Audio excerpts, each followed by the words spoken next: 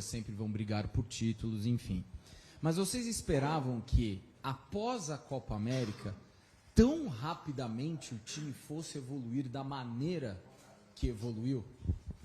A gente sempre disse que essa parada da Copa América ia ser muito importante para a nossa equipe. O professor, todo mundo que vinha da entrevista falava. E sem dúvida alguma foi. Porque vocês vê o crescimento da nossa equipe, tanto com bola, sem bola, todo mundo entendendo o que o professor tem nos passado e tem colocado em prática dentro de campo. Você esperava que seria tão rápido assim? Sim.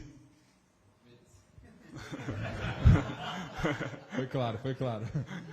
Gustavo... Sincero e claro. Vocês gostam, né? Ô, Gustavo, você conseguiu dormir, cara, depois de domingo, aquele gol tão importante? Foi difícil dormir. Ainda bem que saí para jantar com o Sornoso aí, que ele foi se apresentar na seleção, a gente saiu para jantar. Fiquei um pouco acordado na madruga, mas deu para descansar bem. E claro que quando a boa fase do time coincide com a má fase do rival, a torcida adora, né? Como é que é para vocês, jogadores? Cara, a gente fica até fica alegre até que um pouco com o que vem acontecendo com o Palmeiras aí, mas a gente tem que focar no nosso trabalho. A gente tem que focar no nosso trabalho, esquecer eles e deixar que os torcedores aí que fiquem zoando e brincando com eles. Ô, Gustavo, bom dia. Mas você chegou a acompanhar os jogos do rival e dar aquela secada, não? Só o da Libertadores. Deu certo a torcida. Deu. Voltando a falar sobre essa batalha aí por posição, esquentou também com relação aos números, né, da artilharia do Corinthians no ano. Você é o artilheiro, voltou agora a ser isolado com 11 gols, tem o Wagner Love com 10, o Célio chegou à marca de 6. É uma meta sua, de repente, chegar na frente dessa concorrência pesada no final da temporada e ser o cara que fez mais gols no ano pelo Corinthians? Cara, eu nunca coloco essa meta na minha vida, e sim, a minha meta é sempre estar ajudando o Corinthians, entrando dentro de campo e podendo dar o meu melhor. E é isso que eu venho fazendo, venho me concentrando bem antes dos jogos para poder corresponder dentro de campo. Gustavo, bom dia.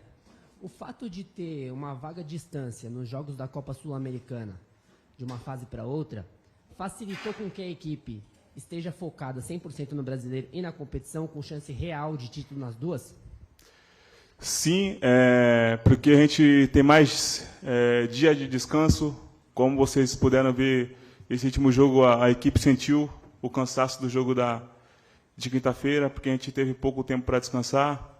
E com essa distância de jogos aí, a gente vai ter mais tempo para descansar, mais tempo para treinar e mais tempo para se preparar.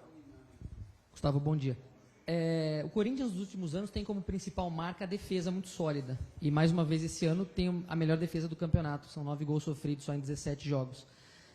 O Carille tem esse hábito também de dizer que ele tem que organizar o time lá de trás. Tem que arrumar a casinha lá atrás para depois pensar do meio para frente. O que é que ele tem passado para vocês, agora que a defesa já está bastante sólida, o que é que ele tem passado para vocês do ataque? Qual que é a importância de vocês do ataque também nesse processo de organização defensiva?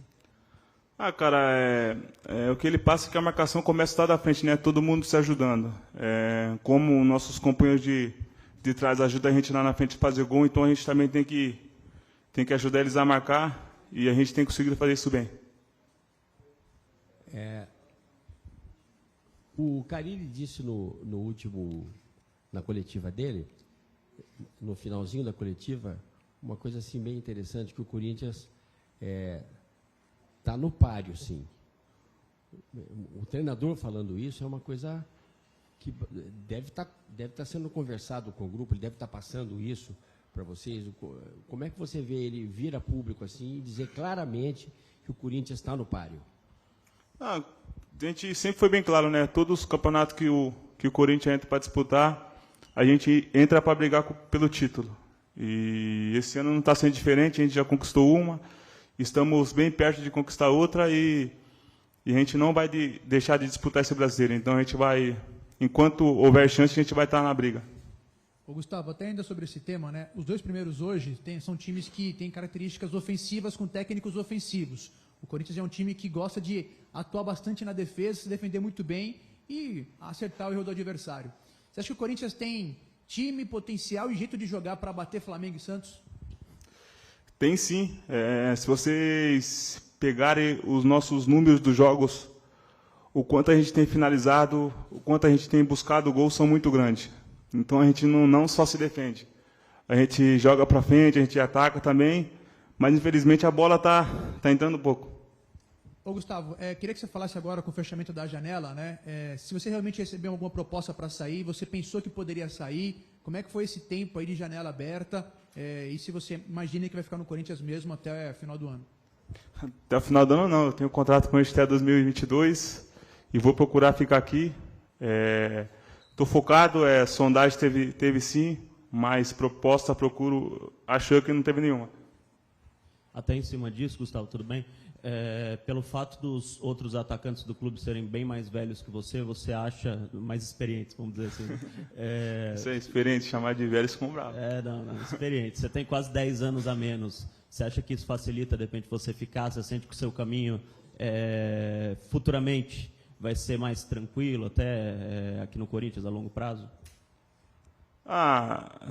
É difícil falar isso, né? Mas, que nem eu falei, eu tenho um contrato com isso até 2022 e estou muito focado, vou trabalhar sempre e com a cabeça aqui no Corinthians, pensando em ajudar e, como você falou, o Love e o Bozelli tem me ajudado muito, passando mais o Love que eu concentrava com ele, passava o que ele já viveu no futebol, o que eu tinha que fazer e o que eu não tinha que fazer para seguir firme nesse caminho.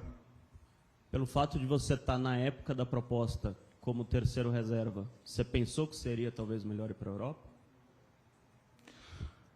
Não pensei em sim ir para a Europa.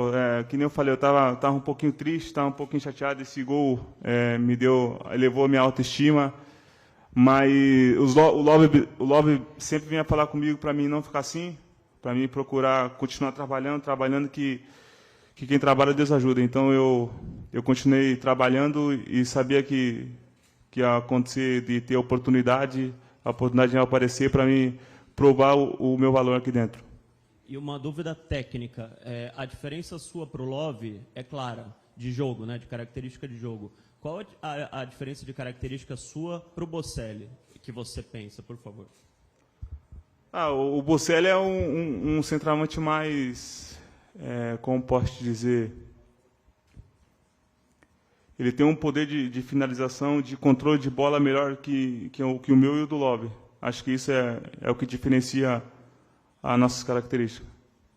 Gustavo, ainda à sua esquerda, você é um cara que gosta muito de tatuagem, né? Até tem algumas tatuagens em homenagem ao Corinthians.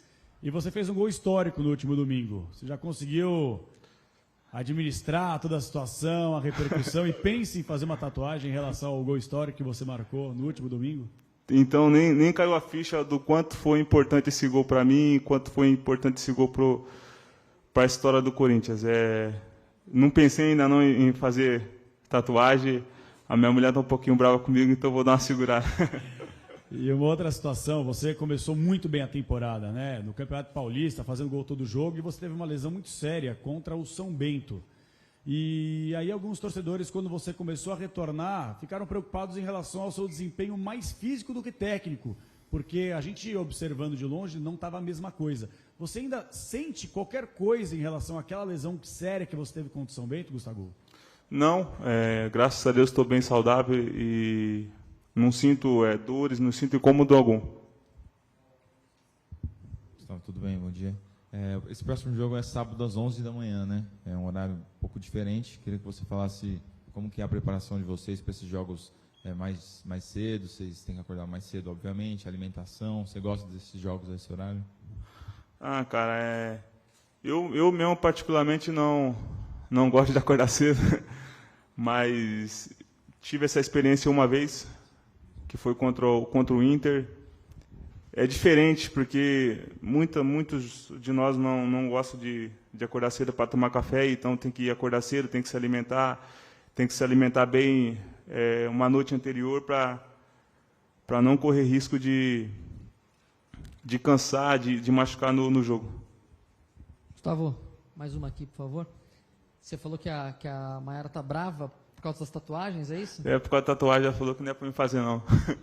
Vai obedecer por enquanto. Vou obedecer por enquanto, mas vai chegar uma hora que não vai ter como segurar, não. E uma última aqui. Você falou que você jantou com o Sornosa, né, depois do jogo? Sim. Quando você fez o gol. Ele pagou o jantar, pelo menos, pelo gol que você fez, ou não abriu a carteira, não? Pagou nada, ainda pediu dinheiro emprestado. Brincadeira isso aí, velho. Gustavo, tudo bem? Tudo Duas bem. perguntas. A primeira, você falou, a gente fica um pouco alegre com o que vem acontecendo com o Palmeiras, claro, no tom de brincadeira. Queria saber se você é daqueles secadores. Tem jogador que diz que só joga, não gosta nem de assistir jogo. Você é daqueles que fica assistindo, torce, seca, quando está fora vai assistir também no Corinthians. Como que você é quando você não está em campo? Não sou muito de ficar acompanhando, não. Assisto mais quando estou na concentração, quando está passando assim o jogo, mas se eu estou em casa assim, eu nem assisto. E outra coisa, eu ia perguntar em cima dessa pergunta do Capelani sobre sua lesão. Muita gente fica tentando entender, caramba, por que o jogador muitas vezes vem embalado nessa fase, que nem você estava no primeiro semestre, basta uma lesão e às vezes demora para engrenar novamente, o pessoal fica até, você que está sentindo alguma coisa, você já falou que não, então tenta explicar isso, por que acaba demorando para voltar ao ritmo anterior? Como posso te dizer, tipo, a gente tem companheiros também que trabalham para estar atuando, e quando a gente tem uma lesão, a gente acaba perdendo um pouco espaço. Foi o que aconteceu comigo. Eu, infelizmente, tive 2 lesões nesses últimos meses aí, e meus concorrentes tiveram muito bem, que são o Love e o Bozelli. Tiveram uma crescente muito boa, isso é muito bom para o professor Carilli, isso é muito bom para o Corinthians. E eu perdi um pouco espaço. E que nem eu falei, aí eu tive que correr atrás, trabalhar mais, se dedicar mais e entrar bem concentrado nos jogos para poder corresponder. Gustavo, o Gabriel teve essa negociação frustrada, né, com o Clube dos Emirados Árabes, chegou a viajar para lá, logicamente criou muita expectativa de um novo desafio da carreira. Hoje a gente viu ele ali no campo pela primeira vez. Você chegou a conversar com o Gabriel depois de tudo isso? Como é que você está sentindo esse jogador depois disso tudo que aconteceu? Não cheguei ainda a conversar com o Gabi, mas a gente ficou muito feliz dele não ter saído, porque é um jogador muito bom, que tem nos ajudado muito e vai nos ajudar bastante ainda. Gustavo, vocês são muito respeitosos, né, quando falam um do outro, né? Você pro Bozelli, Bozelli para você, pro Love, enfim. E você até falou agora sobre a diferença sua pro Bozelli. Mas o que o Gustavo tem de diferente que pode convencer o Carilli para ser o titular do Corinthians? Aí você me complicou. Não, mas